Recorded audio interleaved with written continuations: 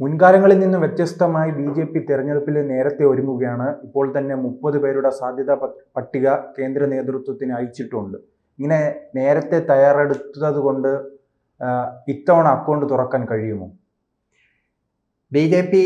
ആദ്യമായി അക്കൗണ്ട് തുറന്നത് നേമത്തായിരുന്നു. ശ്രീ ഒ രാജഗോപാൽ. അതിനൊരുപാട് ഘടകങ്ങളുണ്ടായിരുന്നു. പിന്നീട് ആ MLA സ്ഥാനം നഷ്ടപ്പെട്ടു. പക്ഷേ പിന്നീട് തൃശ്ശൂരിൽ ഒരു MBA കിട്ടി. ഇപ്പോൾ തിരുവനന്തപുരം കോർപ്പറേഷൻ കിട്ടി, 2 മുനിസിപ്പാലിറ്റി കിട്ടി, 26 പഞ്ചായത്തുകൾ കിട്ടി. അപ്പോൾ പഞ്ചായത്തിലും മുനിസിപ്പാലിറ്റിയിലും കോർപ്പറേഷനിലും നിയമസഭയിലും പാർലമെൻറ്റിലും അക്കൗണ്ട് ഓപ്പൺ ചെയ്തിട്ടുണ്ട്. അതുകൊണ്ട് ഇനി അക്കൗണ്ട് ഓപ്പൺ ചെയ്യുക എന്നുള്ളൊരു വാക്കിന് കേരളത്തിൽ പ്രസക്തിയില്ല. കാരണം അത് ഓപ്പൺ ചെയ്തു. ഓപ്പൺ ചെയ്യുന്നതിനെ പ്രസക്തിയുള്ളൂ. ഇടയ്ക്ക് ഇല്ലാതായാൽ അതിന് വലിയ പ്രസക്തി കാണുകയില്ല, പല പല കാരണങ്ങൾ. അപ്പോൾ ഇവിടുത്തെ വിഷയം നിയമസഭാ തെരഞ്ഞെടുപ്പാണ്. 10 വർഷത്തെ പിണറായി വിജയൻ എന്ന കേരള മുഖ്യമന്ത്രിയുടെ CPM-ൻ്റെ ഒരു നമ്പർ 1 എന്ന് അവർ തന്നെ വിശേഷിപ്പിക്കുന്ന അദ്ദേഹത്തിൻ്റെ ഇരട്ടച്ചങ്കൻ എന്നൊക്കെ വിശേഷിപ്പിക്കുന്ന അദ്ദേഹത്തിൻ്റെ ഭരണത്തിനെ കുറിച്ചുള്ളൊരു വിലയിരുത്തലായിരിക്കും ഈ തെരഞ്ഞെടുപ്പ്. ഇപ്പോൾ തിരുവനന്തപുരം കോർപ്പറേഷനിൽ കണ്ട ഒരു വലിയ സംഗതി, അത് ജനങ്ങളുടെ ഒരു പൾസാണ്. 50 വർഷത്തെ CPM-ൻ്റെ ഭരണം കോർപ്പറേഷനിൽ ഇല്ലാതാക്കണം. അത് പകരം ആര് ജയിച്ചാൽ അത് വിജയിക്കും. ജനങ്ങൾ നോക്കിയപ്പോൾ വിജയസാധ്യതയുള്ള അല്ലേ, വിജയസാധ്യതയുള്ള മുന്നണി, വ്യക്തിയല്ല. CPM എന്ന് പറയുന്ന കോർപ്പറേഷൻ്റെ കുത്തക മാറ്റണം. അതിന് കോൺഗ്രസിനെ കൊണ്ട് പറ്റും. 51 പേര് കോൺഗ്രസ് ജയിച്ചാലേ കോൺഗ്രസിൻ്റെ മേയർ വരും. കോൺഗ്രസിന് ഒരു 20 പേര്, BJPക്ക് ഒരു 30 പേര്, മറ്റവർക്ക് ഒരു 51 പേര്. എന്താ പറയുന്നത്? CPM-ൻ്റെ ഭരണം തന്നെ. കാരണം ഇത് മൂന്നും കൂടെ പരസ്പരം ചേരാൻ പറ്റില്ലല്ലോ. ചേരുവാണെങ്കിലും വല്ല രഹസ്യമായിട്ട് കുറേ പേർക്ക് ചേരാനല്ലാതെ എല്ലാവർക്കും കൂടെ ചെന്ന് അങ്ങ് ചേരാൻ പറ്റില്ലല്ലോ. അങ്ങനെയാണെങ്കിൽ പിന്നെ 3 പാർട്ടി വേണ്ടല്ലോ, 2 പാർട്ടി മതിയല്ലോ. അപ്പോൾ അത് പ്രായോഗികമായി നടക്കില്ല. ജയിക്കുന്നവർക്ക് തോക്കുന്നവർക്ക് ജയിക്കുന്നവരെ കുറിച്ച് ആക്ഷേപം ഉന്നയിക്കാമെന്നേ ഉള്ളൂ. അതിനകത്ത് യാഥാർത്ഥ്യം ഒന്നും കണ്ടെത്താനൊക്കെ ഇല്ല, ആശ്വസിക്കാമെന്നേ ഉള്ളൂ. അപ്പോൾ ഇവിടെ തിരുവനന്തപുരം കോർപ്പറേഷനിൽ അത് വിജയിച്ചു. നേർപകുതി 50 അവർക്ക് കൊടുത്തു. അപ്പം ഇനി ആ ഭരണം അങ്ങനെ മുന്നോട്ട് പോകും.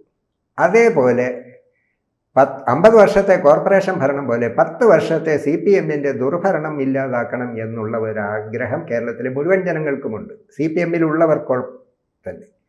അപ്പോൾ അവിടെ പകരം ഭരിക്കാൻ കഴിയുന്നത് ആർക്കായിരിക്കും? ആ ഒരു ചിന്ത വരും. ആ ഒരു പ്ലസ് UDF-നുണ്ട്. അങ്ങനെ വരുന്ന ഒരു സന്ദർഭത്തിൽ പിന്നെ ഈ സ്ഥാനാർത്ഥികളുടെ വ്യക്തിപ്രഭാവം അതിനൊക്കെയുള്ള പ്രസക്തി കുറയും. കോർപ്പറേഷനിലും പഞ്ചായത്തിലുമൊക്കെ വ്യക്തി സ്വാധീനം കൂടും. നിയമസഭയ്ക്ക് അത്രയും വരില്ല, പാർലമെൻറ്റിന് അല്പം പോലും വരില്ല.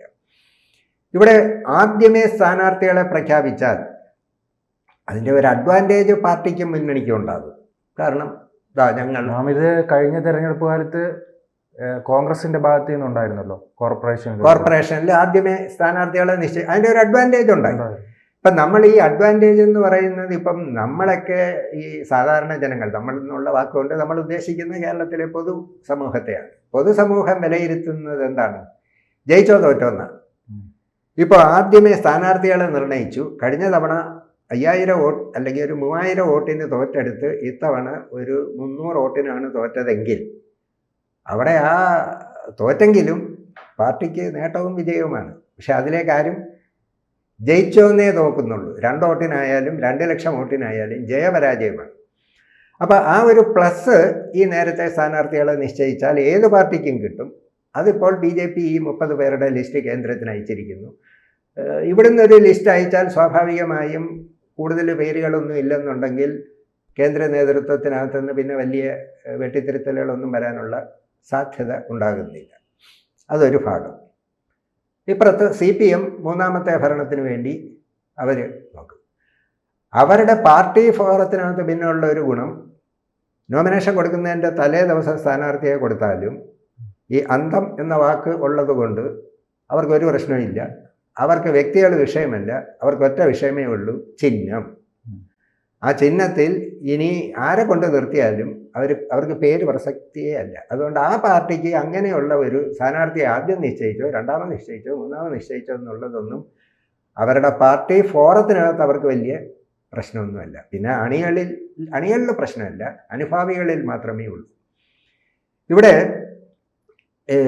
ഈ ഒരു കോർപ്പറേഷൻ തെരഞ്ഞെടുപ്പുമായി ബന്ധപ്പെട്ട് BJPക്ക് അവരുടെ നില മെച്ചപ്പെടുത്തി തിരുവനന്തപുരം കോർപ്പറേഷൻ കിട്ടിയത് നിസ്സാര കാര്യമല്ല. പക്ഷേ മുനിസിപ്പാലിറ്റിയിൽ കഴിഞ്ഞ പ്രാവശ്യത്തെ 2 ഇപ്പോഴും ഉള്ളൂ. ബ്ലോക്ക് പഞ്ചായത്തില്ല, ജില്ലാ പഞ്ചായത്തും ഇല്ല. അപ്പോൾ മൊത്തത്തിൽ വോട്ട് പെർസെൻറ്റേജ് വലിയ വേരിയേഷൻ ഒന്നും വന്നിട്ടില്ല. അപ്പോൾ ഒരു നിശ്ചിത വോട്ട് BJPക്ക് കേരളത്തിൽ ഇപ്പോൾ ഉണ്ട് എന്നുള്ളതിന് തർക്കമൊന്നുമില്ല. BDJS 50 സീറ്റുകൾ അവർ മത്സരിക്കും, അവർക്ക് കൊടുക്കുമെന്നാണ് പറയുന്നത്. കൊടുക്കാം. പക്ഷേ ഈ BDJS എന്നൊക്കെ പറയുന്ന ഒരു സംഘടന NDAയുടെ ഒരു സഖ്യകക്ഷിയൊക്കെ ആണെങ്കിലും ഈ വാങ്ങുന്ന ആളിന് നാണവും മാനവും ഇല്ലെങ്കിലും കൊടുക്കുന്നവർക്ക് ഒരു നാണവും മാനവും ഒക്കെ വേണ്ടേ എന്നുള്ളതാണ് എൻ്റെ ഒരു ചോദ്യം. വേണ്ടേ? 50 സീറ്റൊക്കെ BDJSന് കൊടുക്കുക എന്ന് പറയുമ്പോൾ തന്നെ BJPക്കാണ് അതിൻ്റെ ക്ഷീണവും നാണക്കേടും. ഇപ്പം തുഷാർ വെള്ളാപ്പള്ളി നടേശനും 50 പോരാ, ഞങ്ങളുടെ ജനസംഖ്യ ആനുപാതികം അനുസരിച്ചാണെങ്കിൽ ഞങ്ങൾക്ക് 100 വേണം എന്നൊക്കെയുള്ള ന്യായം അവർ പറയും. ആ പറയുന്നതിനൊന്നും അവർക്ക് യാതൊരു നാണവും ഇല്ല, മാനവും ഇല്ല, ഒന്നുമില്ല. പക്ഷേ BJP അങ്ങനെ ചെയ്താൽ BJPയെക്കുറിച്ചുള്ള ഒരു എന്താ പറയുക, ഒരു വില അത് കുറയും എന്നാണ് എൻ്റെ ഒരു വിലയിരുത്തൽ. പ്രത്യേകിച്ച് ഇപ്പോഴത്തെ സാഹചര്യത്തിൽ. ഇപ്പോൾ ഈ BDJS എന്ന് പറയുന്നത് SNDPയുമായി ബന്ധപ്പെട്ട സംഘടനയാണെന്നുള്ളതിൽ തർക്കമില്ല. അച്ഛനും മകനും കൂടെയാണ് SNDP കൈകാര്യം ചെയ്യുന്നതിലും തർക്കമില്ല. വെള്ളാപ്പള്ളി ശരിക്കും ആരുടെ ആളാ? പിണറായി എന്ന് മാത്രം നമുക്ക് പറയാൻ പറ്റൂ. അദ്ദേഹം ഇപ്പോഴത്തെ ഒരു നിലപാട് വെച്ച് പിണറായി വിജയൻ അദ്ദേഹത്തെ കാറിൽ കയറ്റിയും ഒക്കെ കൊണ്ട് നടക്കുന്നത് കൊണ്ട് അങ്ങനെയൊക്കെ പറയുമെങ്കിലും ഇപ്പുറത്തെ തുഷാർ വെള്ളാപ്പള്ളി ഉള്ളത് കൊണ്ട്, അത് മകനായതുകൊണ്ടും, സോഫ്റ്റ് കോർണർ BDJS എന്ന് പറഞ്ഞ് BDJSന് സീറ്റ് കിട്ടിയാൽ അതിൻ്റെ നേട്ടവാർത്ത SNDPക്കല്ലേ? നോക്കിക്കോ, BDJSന് ഒരു സീറ്റ് കിട്ടിയാൽ BJP അക്കൗണ്ടല്ല, BJPക്ക് ഒരു സീറ്റ് കിട്ടിയാലും BDJSന് കിട്ടുമെന്ന് കരുതുന്നുണ്ടോ? കേരളത്തിൻ്റെ ചരിത്രത്തിൽ ഞാൻ വിശ്വസിക്കുന്നില്ല, അങ്ങനെ ഉണ്ടാവില്ല. ഇനി വാദത്തിന് വേണ്ടി കിട്ടിയെന്നിരിക്കട്ടെ, SNDPയുടെ പ്രസക്തി ലോകം മുഴുവൻ വിളിച്ചറിയിക്കുന്നു എന്ന് ആദ്യം പറയാൻ പോകുന്നത് ആരായിരിക്കും? വെള്ളാപ്പള്ളിയായിരിക്കും. അപ്പം അത് ഈ പണ്ടൊക്കെ ഈ കോൺഗ്രസ് ഒരു മന്ത്രിയെ കൊടുക്കുമായിരുന്നു. NDPക്ക് കൂടി സ്വീകാര്യനായ കോൺഗ്രസ് മന്ത്രി, ഒരു R രാമചന്ദ്രൻ നായർ, NDPക്ക് കൂടി സ്വീകാര്യനായ ആൾ കോൺഗ്രസ്സാണ്. പക്ഷേ കൊടുത്തിരിക്കുന്ന ആരുടെ അക്കൗണ്ടിലാണ്? NDPയുടെ അക്കൗണ്ടിലാണ് കൊടുത്തിരിക്കുന്നതെന്ന് പറഞ്ഞതുപോലെ വെള്ളാപ്പള്ളിക്കും കൂടി സ്വീകാര്യനായ സ്ഥാനാർത്ഥികളാണ് BDJS. അപ്പം അതവരായിരിക്കും അവകാശപ്പെടാൻ പോകുന്നത്. അപ്പോൾ ഇവിടെ ഞാൻ നേരത്തെ പറഞ്ഞതുപോലെ കേന്ദ്രത്തിൽ 3ാം തവണ മോഡി ഭരണം ഉള്ളതുകൊണ്ടും കുറേ പദ്ധതികളൊക്കെ നടക്കുന്നത് കൊണ്ടും ഒക്കെ BJPയെ സംബന്ധിച്ചിടത്തോളം അവരോരോ വർഷം കഴിയും തോറും കേരളത്തിൽ അവരുടെ നില മെച്ചപ്പെടുത്തുകയാണെന്നുള്ളത് അവർ മാത്രമല്ല മറ്റുള്ളവർ സമ്മതിച്ചില്ലെങ്കിലും അതൊരു സത്യമാണ്. കണക്കുകൾ വെച്ച് നമ്മൾ നോക്കുമ്പോൾ അതിന് പിന്നെ പല പല ന്യായങ്ങൾ കണ്ടെത്തുകയാണ്. ഈ ജയിച്ചത് മര്യാദയ്ക്ക് പഠിച്ചെഴുതിയാലും, നോക്കിയ സാറിൻ്റെ കുഴപ്പം കൊണ്ടായാലും, ചോദ്യപേപ്പർ നേരത്തെ കിട്ടിയാലും, കോപ്പി അടിച്ചാലും, എങ്ങനെയായാലും ജയിച്ചത് തന്നെയാണ്. പിന്നെ ഓരോരുത്തർക്കും ഓരോ ന്യായം പറയാവുന്നേ ഉള്ളൂ. അപ്പം ആ ഒരു പ്ലസ് അവർക്കുണ്ട്. പക്ഷേ ഇവിടെ മറ്റൊരു പ്ലസ് ഞാൻ കാണുന്നത്, കോൺഗ്രസ് എപ്പോൾ സ്ഥാനാർത്ഥിയെ മാറി പ്രഖ്യാപിച്ചാലും ഈ CPMൻ്റെ ഭരണം കേരളത്തിൽ ഇല്ലാതാക്കണമെങ്കിൽ അത് UDFനെയും കോൺഗ്രസിനെയും കൊണ്ടേ പറ്റൂ. അതുകൊണ്ട് കോർപ്പറേഷൻ, പഞ്ചായത്ത്, മുനിസിപ്പാലിറ്റി തുടങ്ങിയ കാര്യങ്ങളിൽ കേരളത്തിൽ BJPയെ നമ്മൾക്ക് സഹായിക്കാം. BJPയോട് ആത്മാർത്ഥമായ സ്നേഹമുള്ളവർ പോലും പലരും നമ്മളിപ്പോൾ BJPക്ക് വോട്ട് കൊടുത്തു, അവിടെ കോൺഗ്രസും തോറ്റു, BJPയും തോറ്റു, CPM ജയിച്ചാൽ പിന്നെ ഒരു 5 കൊല്ലം കൂടെ സഹിക്കണ്ടേ? അതിലും ഭേദമല്ലേ കോൺഗ്രസ് ഭരിക്കുന്നതെന്നല്ലേ ചിന്തിക്കുകയുള്ളൂ. കാരണം BJPക്ക് ഇവർ രണ്ടുപേരും തുല്യ നിലയിൽ അനിഷ്ടക്കാരാണല്ലോ. അപ്പോൾ പിന്നെ 10 കൊല്ലം ഇരുന്ന് ഈ നിലയിലെത്തിച്ച ശബരിമലയിൽ ഉൾപ്പെടെ സ്ത്രീ പ്രവേശനം ഉൾപ്പെടെ അന്നെടുത്ത കേസുകൾ പോലും പിൻവലിച്ചിട്ടുണ്ട്. 390 കേസുകളെങ്ങാണ്ടുണ്ട്.